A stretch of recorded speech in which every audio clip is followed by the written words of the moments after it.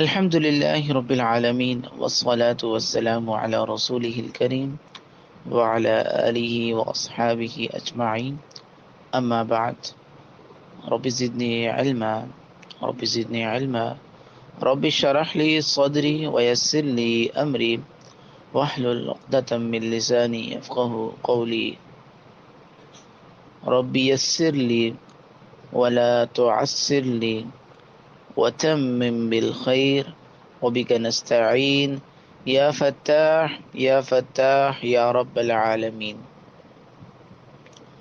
جیسا کہ آپ تمام احباب کے علم میں ہے کہ آج ہم فہم محرم الحرام کے حوالے سے اپنے کوٹس اور اپنے اسباق کا آغاز کر رہے ہیں، تو آج ہم سب سے پہلا سبق پڑھیں گے کہ محرم الحرام کے مہینے کی فضیلت قرآن و حدیث کی روح سے کیا ہے، اس مہینے کی حرمت کیا ہے، اس مہینے کے فضائل کیا ہیں. تو دیکھیں، محرم الحرام اسلامی سال کا سب سے پہلا مہینہ ہے. اللہ تعالیٰ نے پورے سال میں 12 مہینے مقرر فرمائے ہیں، جن 12 مہینوں میں 4 مہینوں کو اللہ نے عزت، عظمت اور فضیلت کے ساتھ مختص کیا ہے. ان 4 مہینوں میں ایک مہینہ محرم الحرام کا بھی ہے. اللہ تعالیٰ قرآن میں اس طرح ارشاد فرماتے ہیں، ان عدت الشہور عند اللہ 12 شہرا فی کتاب اللہ یوم خلق السماوات والارض منها اربعۃ حرم ذلك الدین القیم فلا تظلموا فیہن انفسکم وقاتلوا المشرکین کافۃ کما یقاتلونکم کافۃ واعلموا ان اللہ مع المتقین. ترجمہ آپ دیکھیں کہ حقیقت یہ ہے کہ اللہ کے نزدیک مہینوں کی تعداد 12 ہے، یعنی 12 مہینے ہیں جو کہ اللہ کی کتاب یعنی لوح محفوظ کے مطابق اسی دن سے نافذ چلے آ رہے ہیں جس دن سے اللہ نے آسمانوں اور زمین کو پیدا کیا. ان 12 مہینوں میں سے 4 حرمت والے مہینے ہیں. یہی دین کا سیدھا سیدھا تقاضا ہے، لہٰذا تم اپنی جانوں پر ظلم نہ کرو اور مشرکین کو قتل کرو. بہرحال پوری آگے پھر آیت ہے. اب اس آیت کے اندر پہلے تو بتایا کہ سال کے 12 مہینے، گویا اللہ تعالی نے سال کے 12 مہینے خود مقرر فرمائے ہیں. پھر ان میں یعنی کہ یہ جو 12 مہینے جنہیں اللہ نے مقرر کیا، اولاً تو ان کی اہمیت اور فضیلت کا پتہ چلتا ہے. پھر اس کے بعد اللہ تعالیٰ نے ان میں 4 مہینوں کو متعین کیا.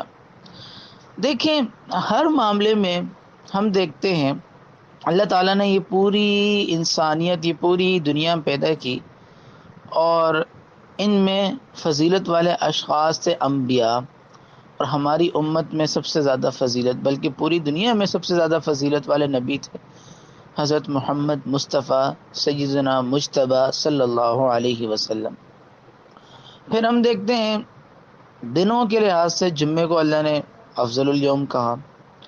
پھر ہم دیکھتے ہیں راتوں میں اللہ نے لیلۃ القدر کی ایک فضیلت والی رات رکھی، یعنی ہر جگہ چانس رکھے، ہر جگہ آپشنز رکھی. پھر ہم دیکھتے ہیں اللہ تعالیٰ نے ایک مہینے میں 10 راتیں رکھی، فضیلت والے 10 دن رکھے. پھر اب یہاں ہم دیکھتے ہیں کہ اللہ تعالیٰ نے ان 12 مہینوں میں ان 4 مہینوں کو فضیلت والا مختص کیا. اب اور یہی جو 4 مہینے ہمیں اب کیسے پتہ چلتا ہے کہ یہ 4 مہینوں میں محرم بھی آتا ہے؟ یعنی قرآن میں تو آ گیا نا 4 مہینے، اب ہمیں کیسے پتہ چلے گا کہ ان 4 مہینوں میں کیونکہ 4 مہینے تو کوئی بھی ہو سکتے ہیں. تو بخاری کی روایت ہے عن النبی صلی اللہ علیہ وسلم قال الزمان قد استدار كهيئته يوم خلق الله السماوات والأرض السنة 12 شهرا منها 4 حرم 3 متواليات ذو القعدة ذو الحجة والمحرم ورجب مضر الذي بين جمادی و شعبان. فرمایا کہ زمانہ اپنے حیت پر چل رہا ہے جیسے وضع کیا گیا، یعنی کہ سال میں 12 مہینے رکھے گئے، ان میں 4 مہینے حرمت والے ہیں، 3 درپے ہیں، یعنی کہ مسلسل ہے، ذوالقعدہ، ذوالحجہ، محرم، پھر 1 مہینہ رجب کا۔ گویا حدیث میں ان 4 مہینوں کی تخصیص ہو گئی۔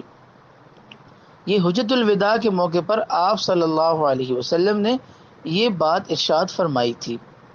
اب آپ اور میں سوچیں کہ اس کی وجہ کیا ہے، یعنی یہ حرمت کی، یہ فضیلت کی، اس کو خاص کرنا۔ بیسیکلی یہ جو حرمت ہے یہ صرف ہمارے مذہب میں نہیں بلکہ پہلے سے عرب میں اور اس سے پہلے بھی امتوں میں یہ 4 مہینے حرمت والے شمار ہوتے تھے۔ کیوں ہوتے تھے؟ کیونکہ ذوالقعدہ میں آنا ہوتا تھا، اور ان 4 مہینوں میں قتال وغیرہ پہلے تو یہ حکم تھا، قتال حرام تھا، یعنی کسی کو قتل کرنا، جنگ کرنا۔ بعد میں یہ حکم منسوخ ہو گیا۔ دوسرا حکم اس میں عبادات کا تھا کہ عبادات اس میں بہت اللہ کے ہاں ثواب والی شمار ہوتی ہیں۔ پہلا حکم تو منسوخ ہو گیا، یعنی کہ آپ ان 4 مہینوں میں جنگ نہیں لڑ سکتے، وہ ختم ہو گیا۔ دوسرا حکم اب بھی برقرار ہے، یعنی عبادات والا۔ بیسیکلی دیکھا جائے اس کے اندر آپ کو بڑی عظیم الشان عبادتیں بھی ملتی ہیں۔ ذوالقعدہ سے حج کی تیاری شروع ہو جاتی ہے، اس لیے یہ حرمت والے مہینے ہیں کہ سارے کام کاج بندہ چھوڑے اور حج کی طرف توجہ دے، آپس کی لڑائیاں نہ ہو، صلح ہو جائے، حج کرے۔ پھر محرم کو کیوں فضیلت اور حرمت والا کیا؟ تاکہ وہ آرام سکون سے اپنے ملکوں کو لوٹ جائے، کیونکہ پہلے جو سفر ہوتے تھے ان میں مہینے لگ جاتے تھے، اونٹوں پر، گھوڑوں پر، اس طرح سفر ہوتے تھے، جہازوں پر، بحری جہازوں پر، تو کافی ان میں ٹائم لگ جاتا تھا، اس لیے ان 3 مہینوں کو الگ تھلگ خاص کیا۔ دوسرا یہ تھا کہ عرب میں جو تھی مار کٹائی، لڑائی جھگڑے بہت زیادہ ہوتے تھے، اب ان کو ٹائم بھی ملنا چاہیے، تو وہ ذوالقعدہ میں صلح وغیرہ کرتے، قتال حرام ہو جاتا، لڑتے نہیں، پھر حج کا سوچتے، پھر اس کے بعد واپس بھی انہوں نے لوٹنا ہوتا تھا، جو دور دور سے قبائل آتے تھے۔ اور جو رجب کا مہینہ جس کو حرمت والا دیا کہ چلو عرب والے تو ان مہینوں میں بھی عمرہ کر سکتے ہیں، حج کر سکتے ہیں، تو جو باہر والے ہیں وہ رجب کے مہینے میں آ کر عمرہ کر لیں، ان کے لیے تاکہ قتال وغیرہ نہ ہو۔ پھر ان مہینے میں قتال نہیں ہوتا تھا کوئی، جیسے ہم کہتے ہیں نا کہ کرائم ریٹ نہیں ہوتا تھا کوئی اس وقت، تو پھر ان کے لیے وہ مہینہ ہے کہ بھئی اس مہینے میں آ کر آپ امن سکون سے اپنا عمرہ کر کے چلے جائیں۔ تو بہرحال یہ وجوہات تھی۔ تو یہ جو محرم ہے، یہ محرم ابھی سے نہیں، یہ محرم بہت پہلے سے فضیلت والا خاص ہے، یہ عبادات کی وجہ سے، اور پھر میں نے کہا جو عازمین حج تھے وہ واپس لوٹتے تھے اپنے ملکوں کو، ان کی وجہ سے۔ تو اس لیے اللہ تعالیٰ نے ان مہینوں کو خاص کیا، فضیلت والا شمار کیا، اور یہ فضیلت صرف اس امت میں نہیں تھی بلکہ پچھلے مذاہب میں بھی یہ مہینے حرمت والے شمار ہوتے تھے، اور قرآن میں بھی اس کا ذکر آیا، حدیث میں بھی اس کا ذکر آیا۔ تو حرمت صرف چند واقعات کے ساتھ خاص نہیں ہے بلکہ یہ حرمت پہلے سے چلی آ رہی ہے۔ وآخر دعوانا ان الحمد للہ رب العالمین۔